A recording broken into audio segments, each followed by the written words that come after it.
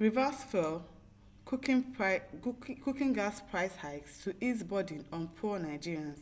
House of Reps tell Tinubu government. Okay, now they're acting as if they are in support, as if they really care. The motion was raised during plenary on Wednesday by Kingsley Chinda, Minority Leader, PDP Rivers State. The House of Representatives has called on President Bola Tinubu's government to reverse the recent hikes in the price of premium motor spirits, petrol, and liquefied petroleum gas (LPG), commonly known as cooking gas. The motion was raised during plenary on Wednesday by Kingsley Chinda, Minority Leader, PDP Rivers. Chinda emphasized the need for urgent interventions such as price relief, tax reductions, or subsidies, particularly to alleviate the burden on low-income households. He noted that Nigeria's dependence on petroleum products and cooking gas as primary energy sources has made the recent price increase unbearable for ordinary Nigerians. The continued rise in prices is creating an unsustainable financial burden on citizens, worsening the already high cost of living, Chinda said. The News Agency of Nigeria reports that he highlighted how the removal of fuel subsidies, along with global oil price fluctuations and the naira's depreciation, has driven up the cost of petrol and cooking gas for households.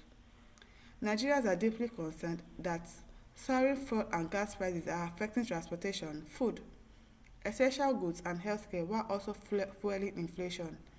The continued rise in these prices has plunged many families into deeper financial hardship. Small and medium-sized businesses are particularly struggling to cope with higher operational costs due to the increased fuel prices, which threatens economic stability and job security. Despite the federal government's refining capacity, it has not yet made significant progress in addressing these issues. The rising cost of petrol and cooking gas is a serious threat to the livelihood of millions of Nigerians. An unchecked inflation from the price hikes could lead to social unrest, increased poverty, and long-term economic decline, he said. Mr. Shinda warned that without urgent practical measures to control the escalating cost of petrol and cooking gas, the nation could face an economic crisis with consequences like increased crime and mortality rates. In fact, the crime has started already because people can no longer survive. People are trying so hard to survive.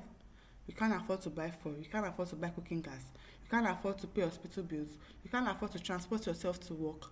It has gotten really, really bad. And if you are hungry, you don't have any means of survival, people would go ahead to start stealing. They would. The crime rate has reduced for a very long time, but now it's on the increase again because people cannot afford to get the things that they will usually be able to get. Poor things, basic things are not becoming a necessity, they are becoming luxury. And it is really getting bad.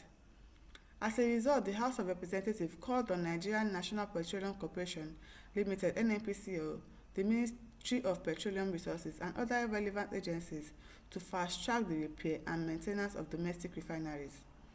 Lawmakers argued that boosting local refining capacity would help reduce dependence on imported petroleum products as a temporary solution. They also urged the Central Bank of Nigeria to implement monetary policies to mitigate the impact of fuel price increase on inflation, especially for essential goods and services.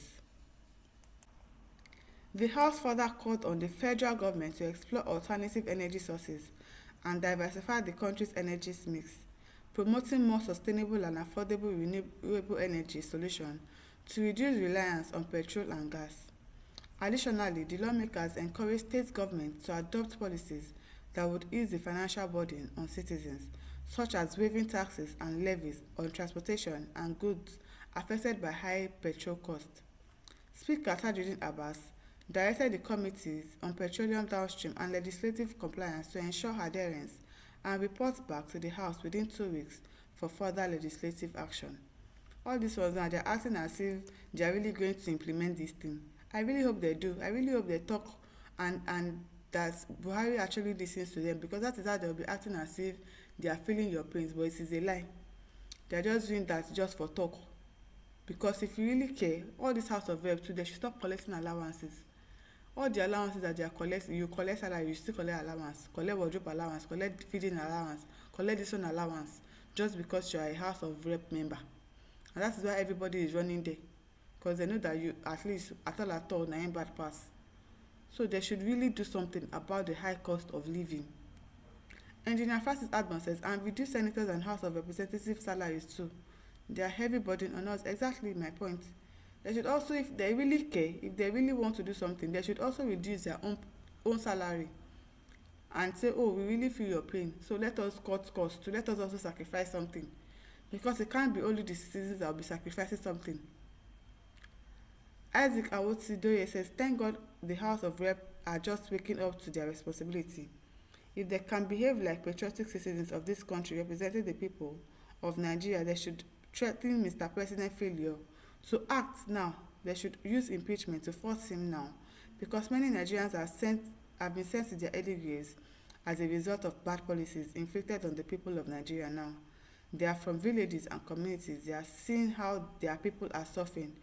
Before, they thought Tinubu was doing right thing and they supported him. Now they are seeing the bad effects on Nigerians. Exactly. Olufemi said they should threaten him with impeachment to reset his brain jaw. Francis Kenneth also said they should impeach him immediately. Emir of hardship. Okay now. Kayode Adeyemi says, we urge you under ever listen to any patriotic advice from any senior citizens or leaders. If they refuse to listen, maybe that impeachment will be the next thing that they will do. The impeachment is the next line of action. Alozie Agbara said, it is not advisable to recall ex-governors or ex-senators as your ministers. They want contract that will fetch them billions. That is why every sector is adding hardship to the masses. Kenneth says, rep are not progressive. They want Nigerians to remain stagnant. I said it. They might just be acting as if they really care, or they are calling out the president. But once they finish their meeting, they will go back there and say, we are just deceiving them, don't mind them. That is just how they do.